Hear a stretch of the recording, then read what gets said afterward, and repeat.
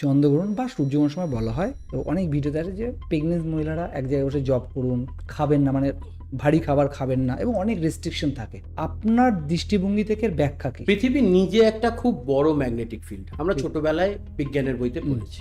চন্দ্র এবং সূর্যের একটা আকর্ষণ বল আছে। পৃথিবী, সূর্য, চন্দ্র কম বেশি এক সরলরেখায় আসে, ফলে তাদের মধ্যে কোথাও না কোথাও একটা সংযোগ তৈরি হয়, অ্যালাইনমেন্ট তৈরি হয়।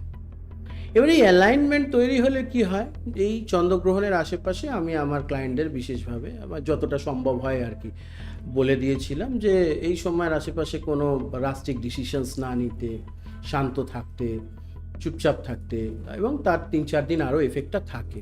তো প্রেগনেন্ট মহিলা যারা, মানে আমার মায়েরা বোনেরা যারা সন্তান সম্ভবা রয়েছেন, তাদের যদি মন মস্তিষ্ক একটু সবল না থাকে, তাহলে অনেক সময় তাড়াহুড়োতে অনেক বিপদ ঘটতে পারে।